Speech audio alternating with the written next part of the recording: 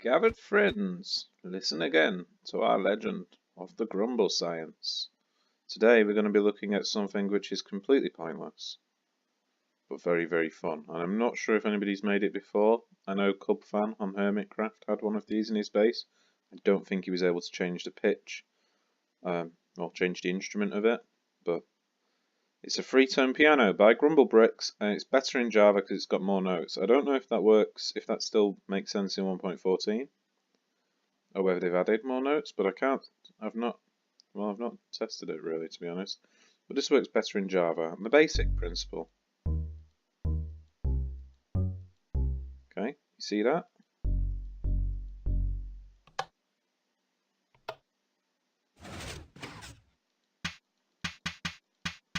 That's tone number 2.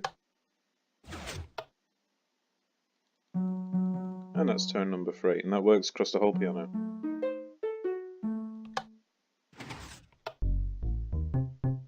It doesn't matter how many times you press this, you're not going to break it. Very simple machine, deceptively simple. This is basically what it is.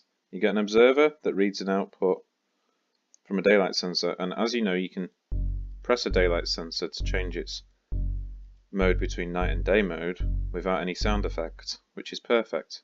So then the redstone pulse is in there, it goes through there, it goes into the note block. And the basic idea behind it is that we then want to swap out that block underneath the note block for something else without sabotaging this. And it's really simple to do. All I've got here is a redstone line which pushes all of those blocks out, and a redstone line which pushes all of those blocks up. Now they don't have to be sand, they are on sticky pistons, watch. So it doesn't have to be regular pistons. Basic idea behind this piano, and I'm really pleased with this. God, I hope nobody else has built it before.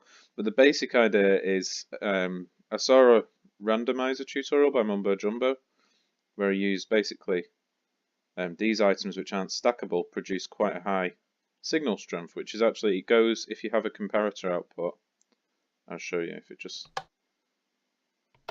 release everything back in. There we go. So we've got 3 diamond hoes. We put 1 diamond hoe in the hopper by pressing this, it dispenses it into the hopper, which is locked, and then it registers it, and it has a signal strength of 3. That's how much 1 diamond hoe is. So that would activate, well it wouldn't, it would deactivate those. Okay, that's what we want. We want that to be deactivated, and then you press it again. We now have 2 in the hopper, so the signal strength goes a bit further and has deactivated the green line, which has been reversed and actually pushed the blocks out, so now we're in that mode. Like this. So those are out, those are down, those are out, so it's the wood music now. And then we click it again, once more, and all 3 hoppers are in. All 3 are in, which gives it enough signal strength for it to reach that, which goes all the way over to that redstone clock, which was just a pulse extender, which then unlocks the hopper with all 3 hoes in, and the hoes go back home. That's where the hoes are. So this is my machine. I'm going to call it I've got hoes calling, and if you've got hoes calling, make sure they call me. Okay guys?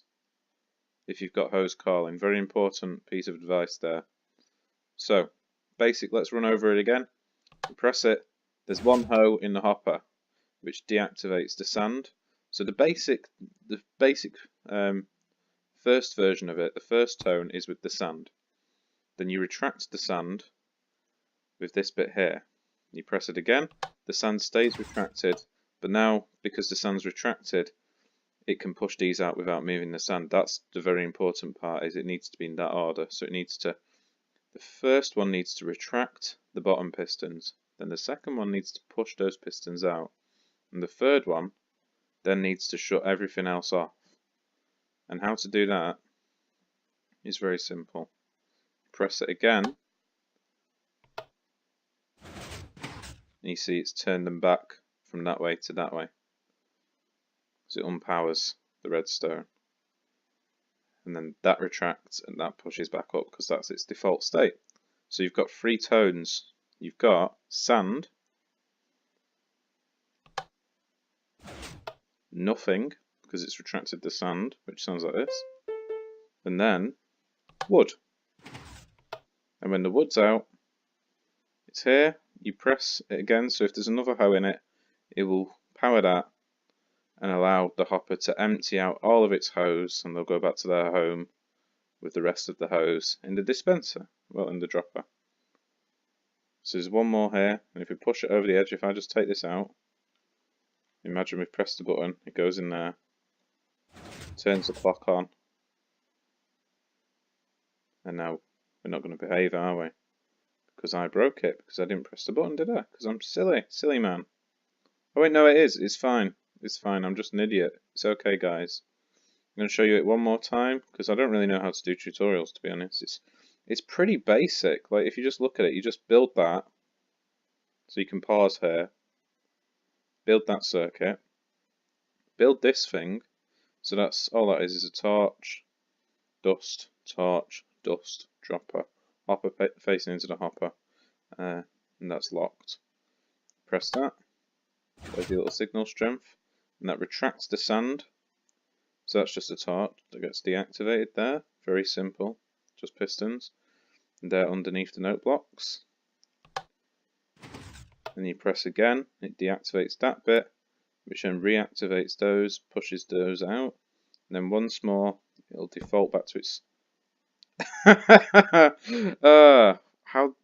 I pressed the wrong thing. Okay. So we get the birch button. We press that,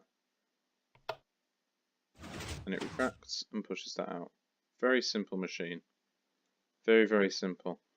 And the basic thing with it, the most troublesome aspect of designing it actually, is the amount of observers you need. You know, it's not an early game thing, but it's not too late game either. It's not that many observers.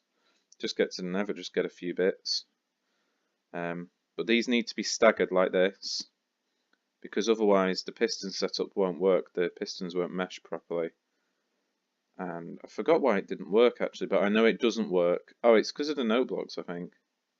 Yes, because if you have a note block next to another note block, it'll activate both at the same time. So the note blocks have to be diagonal from each other.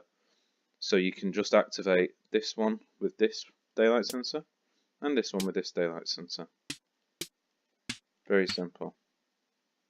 And now before I quit, I'm going to actually test if we've got the new tones, if Emerald has its own tone now. Let's just see. So you can use any block in it, it doesn't have to be sand. Okay. That's not what I wanted to see. Yeah, so Emerald is basically nothing apparently. Well, that's how it works. That's the Grumble Bricks piano. 3-tone piano, very simple design. You get that circuit, and then there's that circuit. Look how basic that is. It just looks like a fork. And then it's the same on the back, but you just have to run it round. You have to probably use pistons. Oh, look, there's piston glitch. You have to use repeaters here, so the redstone goes into them all. Pretty simple. And I think that's it. Obviously you have the window because it looks cool. You can also, if you break these, do this in your house, is you could have redstone ore, you can also have string, I think. So if we have, you heard that, and then we get this. So let's walk through here. So if you walk through string, you can activate it as well, which is really cool. I think, you know, at the start of a castle, that'd be really cool. You have to walk across the floor, and you can play. You know, you've got a piano you can walk on. You could even attach redstone lamps to it if you wanted, and then you could take a signal out of this as well. But I honestly thought it would register that. That definitely works on Java, but I'm on Bedrock at the moment. So yeah, that's the Grumble Bricks piano. Very simple. All you need is 3 hoes. They don't need to be diamond, but you know, never waste your diamonds on a hoe. But I clearly did, and have done many times in the past. But that's okay. It's fine. I'm not I'm not gonna go and... Anyway, I'm gonna go and cry now. Bye!